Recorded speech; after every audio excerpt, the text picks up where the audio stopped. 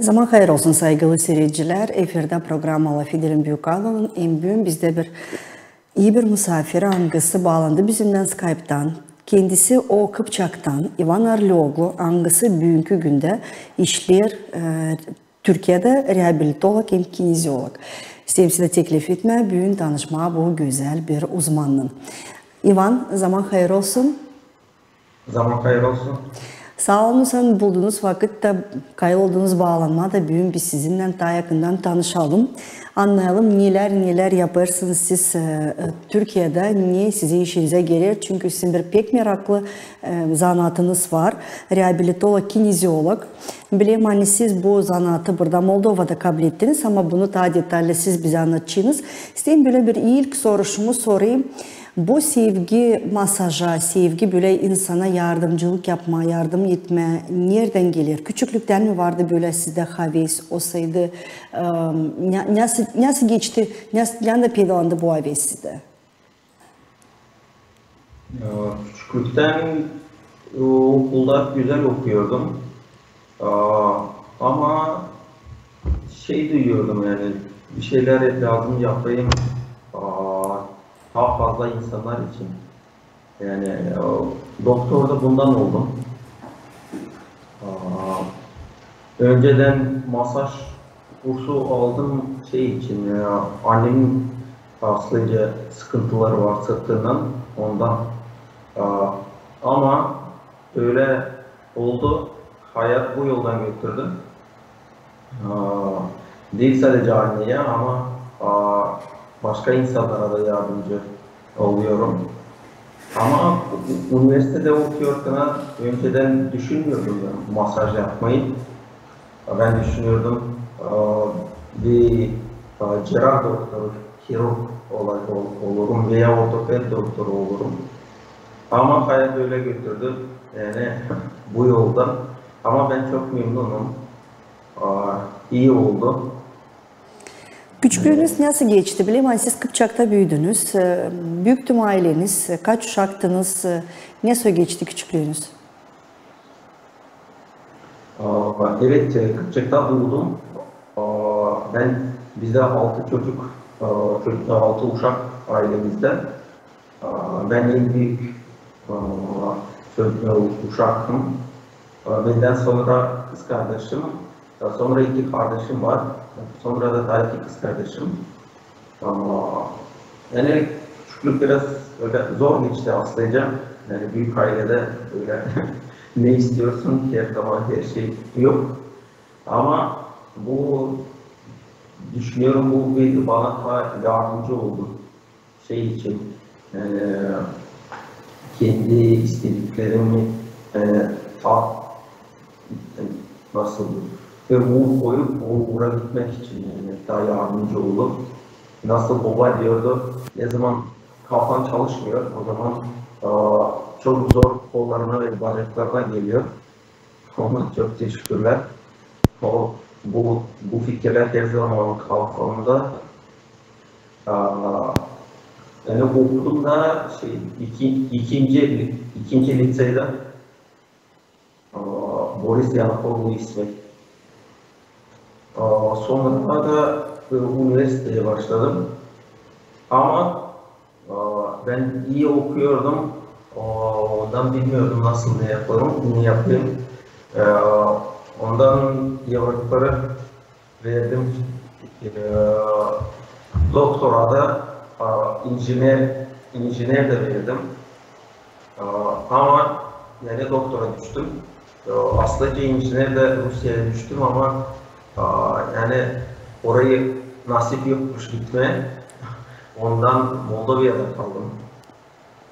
Bitirdiniz öğrendiniz rehabilitolog, kineziolog. Kaç yıl geçti, kaç yıl öğrendiniz? Aslında böyle oldu. Ben Transnistria'da, Tiraspoli'de okudum. 5 sene. Ama okuyorken ben her zaman masajda katılımlar yapıyordum, şampiyonluklara. Ondan yani daha fazla hayatımı bağladım masajla. 5. senede üniversitede anladım. Yani yani bu yoldan gideceğim.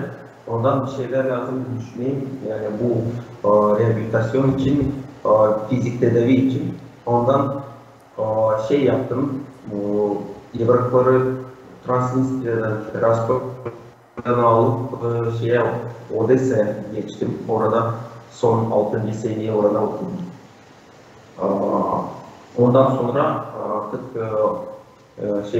döndüm Moldova'ya, Chișinău'da özel klinikte çalıştım. Sonra da yani üniversiteyi bitirdim 2018'de. Sonra Chișinău'da çalıştım.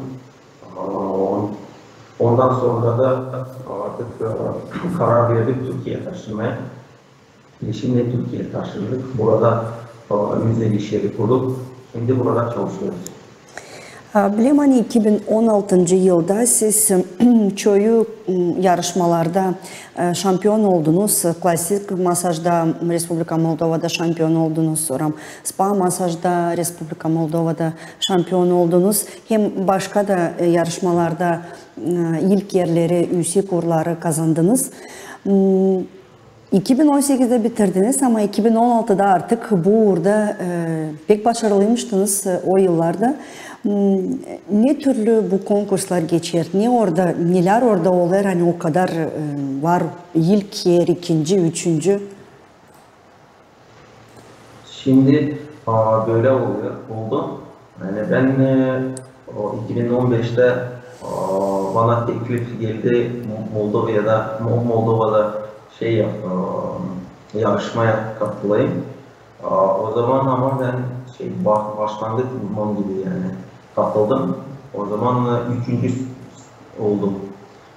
Sonra bir uğurma koydum. Gelen seneye profesyonel gibi artık katılayım. Bütün sene çalıştım. Hazırlandım bu yarışmaya. Ondan sonra 2016'da katıldım Moldova yarışmasına. Orada kazandım. Birinci oldum klasik spa masajda. Ondan sonra Avrupa ve Asya masaj yarışmasına katıldım. O da o sene Chișinău'da oldu. O zaman da ay masajında kazandım. Birinci oldum. İkinci de klasik masajda oldum. Aynı o senede ama Aralık ayında davet ettiler beni Moskova'ya dünya şampiyonluğuna, dünya yarışmaya. Orada maalesef kazanamadım ama çok iyi oldu benim için praktik. Yani sonra da Transnistria'da artık kendim de oldum, jüri de oldum. Şimdi böyle geçiyor. Her masajın kendi kuralları var. Ve o masajlar kurallara göre yapılıyor. Jürilere de veriliyor liste. O listede yazıyor. Yani niye bakarsın gerekiyor. Yani puan koyuyorsun o listeye göre. Şimdi alalım klasik masajı. Klasik masaj o hepsinde aynı masaj. O temel masaj. Orada her yarışmacı aynı yapıyor. Ondan yani yapıyorsun. Sadece puanları koyuyorsun. Yani diyelim temizlik bakıyorsun. Antiseptik şeyler kullanıyorlar mı? Kollarını temizliyorlar mı? Onun için puan koyuyorsun. Sonra nasıl müşteriye davranıyorlar, nasıl yaptırıyorlar, kaldırıyorlar müşteriyi, onu bakıyorsun. Sonra masaj süresine bakıyorsun. Sonra hareketleri, yani şimdi klasik masajda bizde var masajın aşamaları. Aşamaları demek etaplar. Uğurlar. Evet. Uğurlarına göre bakıyoruz. Yani doğru yapsın yarışmacılar. Ona göre puan koyuyorsun. Sonra etapların içinde de var. Hareketler bakıyorsun doğru mu yapıyorlar hareketleri, ona göre de puan koyuyorsun. Aa, sonra süreye göre puan koyuyorsun. Bir de nasıl uzman çalışıyor ona göre de puan koyuyorsun. Yani uzmanının duruşuna bakıyorsun, hareketlerine bakıyorsun. Bunlar hepsi önemli. Bu klasik masaj için. Sonra spa masaj ve Thai masajında orada değişik. Orada var 5 konsept söyleniyor ona. 5 konsept demek birinci o yani iş yerini nasıl kullanıyorlar. Şimdi lazım olsun anturaj bakıyorsun. Yani her şey lazım olsun bir renkte böyle çok renkli olmasın, yani sakin olsun. Sonra müzik kullanıyor mu kullanmıyor onu bakıyorsun. Sonra şeyler kokular kullanıyor mu kullanmıyor onlara bakıyoruz. Sonra masaj kalitesini, masaj doğruluğunu bakıyorsun.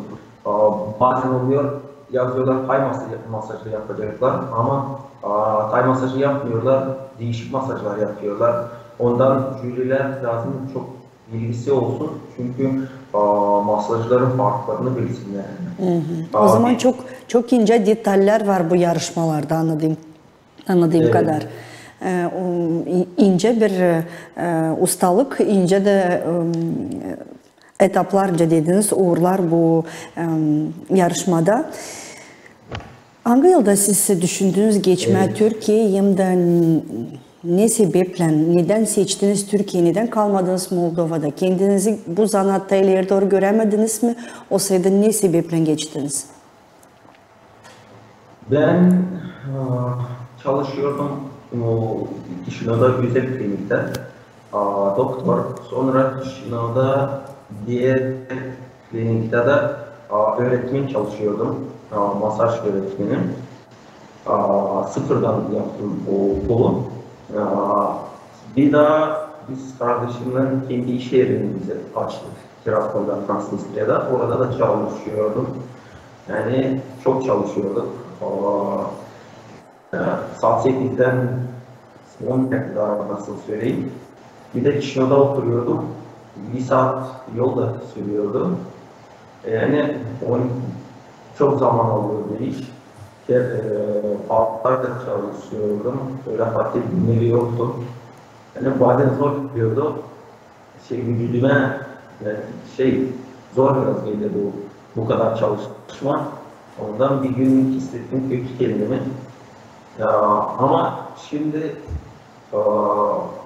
aslında neden çalışıyordum?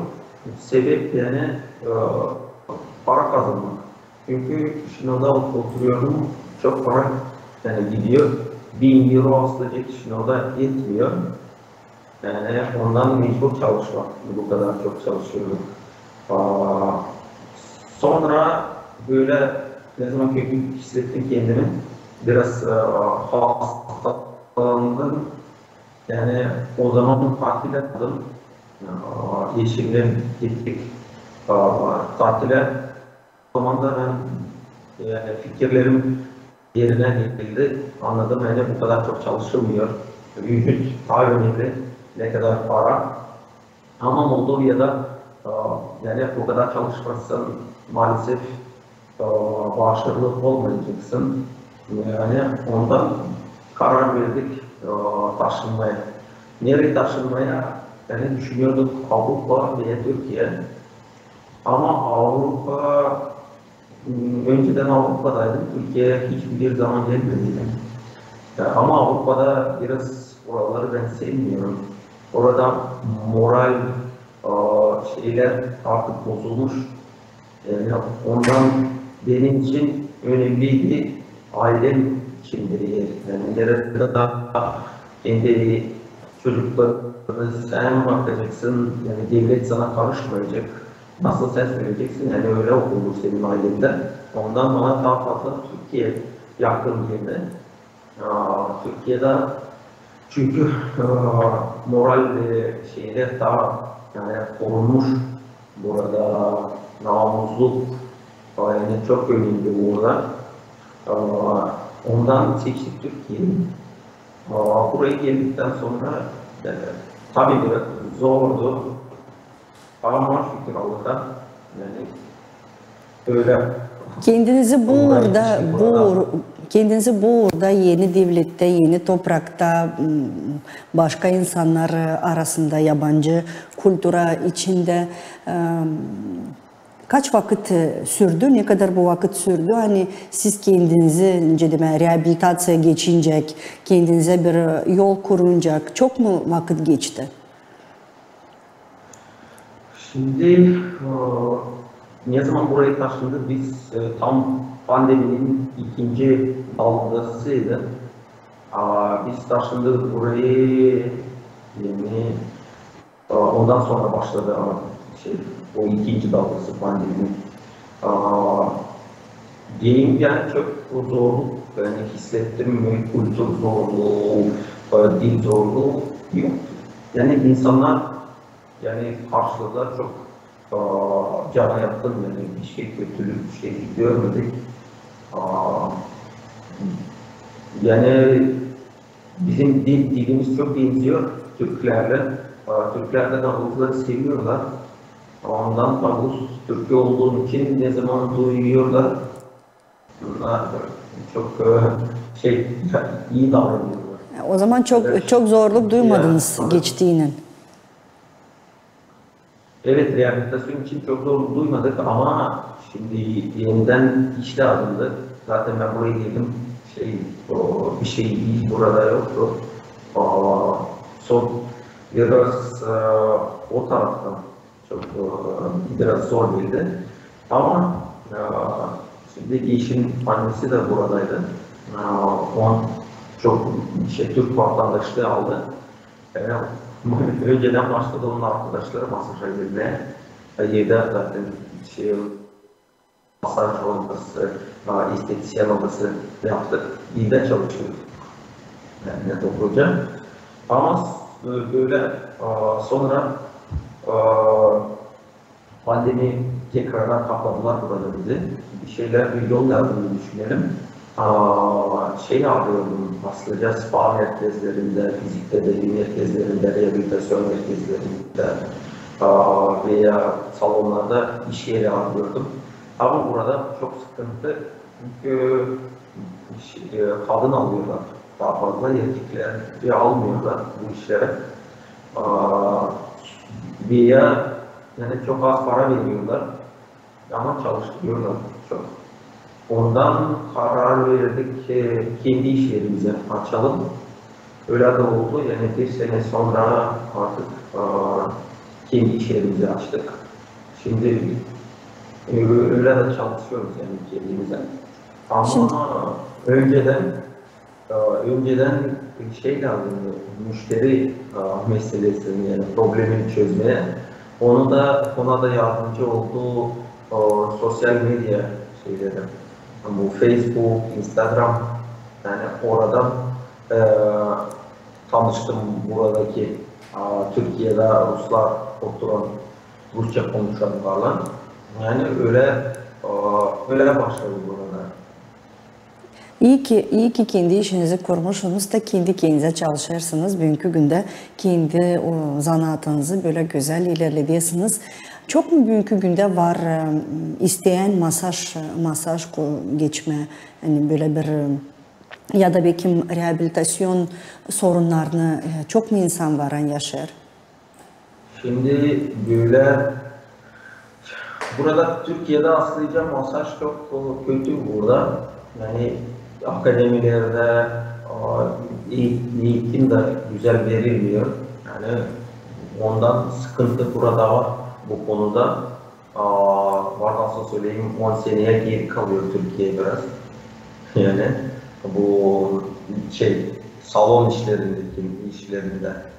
Fizikte de bir de burada rehabilitasyon yani onlar daha fazla alışık cihazlarla çalışmaya, makinelerle çalışıyorlar. Kollarla maalesef sevmiyorlar Türkler çalışmayı biraz. Onlar daha fazla makine o makineleri kullanıyorlar. Üniversitede de zaten burada veriyorlar daha fazla makineleri kullanmayı. Masaj böyle, manuel terapi çok burada kullanmıyorlar. Ondan yani kolay bize yani bu oluyor çünkü şimdi bu Rus dilinde konuşanlar yani bu Sovyet Birliği'nden insanlar onlar biliyorlar bu bizim masajları. Ondan onlar arıyorlar kaliteli masaj. Şimdi o insanlardan daha fazla çalışıyorum. Türkler bazen anlamıyorlar böyle bu bizim masajları. Onlar alışmışlar. Masaj böyle hafif geliyor, relax masaj.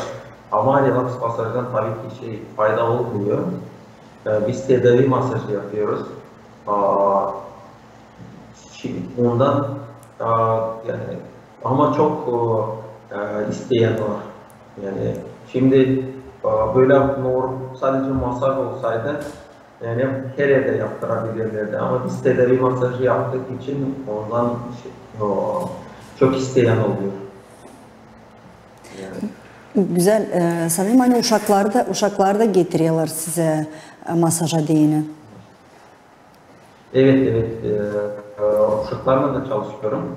Uşaklarla da normalde bir profilaktik için 3 aydan başlıyoruz çalışmaya ama bir sıkıntı varsa o zaman yani 1 aydan da başlayabiliriz. Bazen oluyor doğumda bir şeyler kaza geçiriyorlar. Ondan yani daha erken de yapabiliriz. Şimdi böyle var bizde diyoruz biliyorsunuz ayakkabıcı, ayakkabısız. Şimdi masajistlara kim masaj yapar? Şimdi sizin de elbette ki masaj yapma o çok bir fiziksel olarak zor bir iş. Nereye çok kuvvet verilir. Elbette ki sizin de yani arkanız varınca acısın, yerleriniz varınca acısın. Siz kime kendinizi verebilirsiniz masaj yapsın? Olsaydı kendi kendinize mi yaparsınız masaj? Bu konuda ben çok narin. Yani ben masaj seviyorum ama kaliteli masaj seviyorum. Böyle spalarda şeylerde masaja gidemiyorum. Çünkü bana çok ağır geliyor ne zaman kaliteli yapmıyorlar. Ben hemen başlıyorum öğretmeye yani söylüyorum bunu böyle yapacaksınız, onu böyle yapacaksınız. Ondan sıkıntı yaşıyoruz. Ben aslında benim yani amacım niye burada istiyorum, hayalim bir güzel akademi kurmayı istiyorum. Masaj akademisi, estetisyen akademisi. Ondan şimdi onlara adımları yapıyoruz. Şimdi özel dersler veriyorum. Benim öğrencilerim aslında onlar bana yapıyorlar masaj. Yani ne zaman ders veriyorum o zaman yani onlar daha kaliteli öğrensin diye bana da mecbur yapsınlar. Çünkü ben hissediyorum nasıl doğru mu yapıyorlar hareketleri, sonra derinliğini söylüyorum, seyahatliğini söylüyorum. Yani böyle yani böyle eğitim veriyoruz. Bir de sonra ne zaman okuduktan sonra ne zaman ihtiyacım var en iyi öğrencilerime onlara masaja gidiyorum. Güzel bir zanaatınız var. Sanırım hani bu akademi fikri çok bir iyi fikir. Size bu işte kolay gelsin. Niçin ki hani eğer varsaydı kimi üretme o zaman neden üretmeme onlara da bu işi daha genişletme. Bizim programımız yetişir sonuna bizim var böyle bir adetimiz programın sonunda biz sorarız hepsi misafirlerimize 5 soru Fransız yazıcı Marcel Proust'un listesinden. Size teklif ediyorum bu sorulara cevap etme kısadan ne fikriniz varsaydı onları cevap edeceğiniz. İvan, insanda neyi en çok seversiniz? İnsanda en çok seviyorum çalışkanlığı. Ne hiçbir... Bir cevap sadece söyleyeyim mi? Ne hiçbir zaman prost etmeyeceğiniz? Hiçbir zaman prost etmeyeceğim. Unuttum. Satıcılığı. En sevdiği yemeğiniz hem içmeyiniz?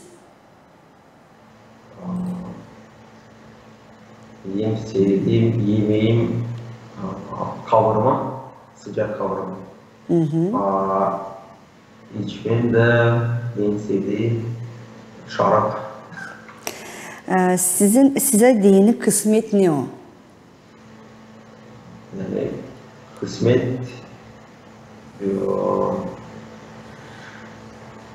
mutlu aile. Hem de Allah size dini kim? Allah benim için benim yöneticim. Babam benim. Sağ olun Ivan. Sağ olun, hani böyle güzel zanaatta ilerlediyorsunuz. Seversiniz işini, işinizi, bu en önemli. İyi ki bu oraya yetişmişsiniz, iyi ki bu fikre gelmişsiniz, kendi yolunuzu kurmuşsunuz. Size Allah yardımcı olsun. İnanıyorum hani o fikirler, angılarda siz niyetinize koydunuz, mutlaka yüze çıkacak. Da başka sıra biz sizinle mutlaka akademiyanızı daha detaylı konuşacağız. Hangisi üretecek çok yüksek orada uzmanları. Size kolay gelsin. Sağ olun. Kalın sağlıcakla. Kalın sağlıcakla, sağ olun. Saygılı seyirciler, efirde program adı Lafidil'in Büyükalın'ın büyük misafirlikte bizimle beraber Skype'ın yardımından Türkiye'den Ivan Arlioğlu hangisi doğdu, büyüdü Kıpçak köyünde, ama bugünkü günde o ilerlediler, öyle bir güzel zanaatın rehabilitolog, kinesiolog, masajist Türkiye'de. Sağ olun, sen bugün bizimlendiniz. Kalın sağlıcakla.